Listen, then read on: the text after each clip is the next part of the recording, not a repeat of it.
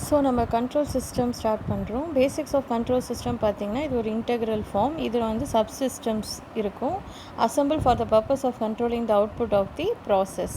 தென் ஒரு air conditioner maintaining the temperature of the room, அப்புறம் lift moving upwards. இதெல்லாம் வந்து எக்ஸாம்பிள்ஸ் ஆஃப் கண்ட்ரோல் சிஸ்டம். அதாவது ஒரு விஷயத்தை நம்ம வந்து கான்ஸ்டண்ட்டாக மெயின்டைன் பண்ண முடியுது ஒரு இடத்துல அப்படிங்கிறது, அதாவது control over the object or environment or system, ஒரு டிவைஸ், அது மாதிரிலாம் இருக்கிறதெல்லாம் கண்ட்ரோல் சிஸ்டம் அப்படி சொல்கிறாங்க. லிஃப்ட் வந்து ஒரு மூவிங் அப்வர்ட்ஸ் அப்படிங்கிறதும் ஒரு எக்ஸாம்பிள் ஆஃப் கண்ட்ரோல் சிஸ்டம். இப்போது input of desired response with actual response என்ன கிடைக்க போகுது, அது ரெண்டுக்கும் உள்ள டிஃப்ரென்ஸை தான் எரர்னு சொல்கிறோம். ஸோ கண்ட்ரோல் சிஸ்டமில் இன்புட்டுங்கிறது டிசையர்ட் ரெஸ்பான்ஸ், ஆக்சுவல் ரெஸ்பான்ஸுங்கிறது அவுட்புட்டு, தென் இதோட டிஃப்ரென்ஸுங்கிறது எரர். ஓகேவா? Then advantages of using control சிஸ்டமில் நம்மளுக்கு power amplification, remote control, convenience of input form, compensation for disturbances, இதெல்லாம் வந்து இம்பார்ட்டண்ட்டு. இதெல்லாம் உங்களுக்கு தியரி கொஷின்ஸில் வரும் அப்படிங்கிறனால கொடுத்துருக்கேன்.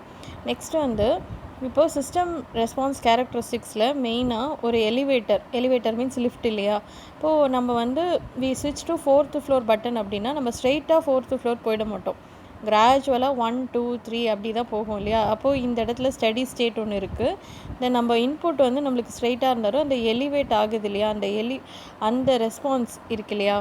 ஸோ அது வந்து அதுக்கு முன்னாடி நடக்கிற கிராஜுவலாக இன்க்ரீஸ் ஆகிறதுக்கு முன்னாடி இருக்கிறது டிரான்சியன்ட்டு, அதுக்கப்புறம் அது ஸ்டடி ஸ்டேட்டாக மாறிடுது. ஸோ 2 டைப்ஸ் ஆஃப் ரெஸ்பான்ஸ் வந்து நமக்கு இருக்குது.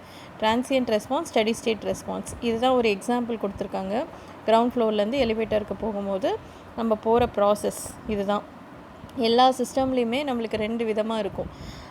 நெக்ஸ்ட் வந்து factors that make the output different from input அப்படிங்கிறது. Input changes instantaneously but the output changes gradually.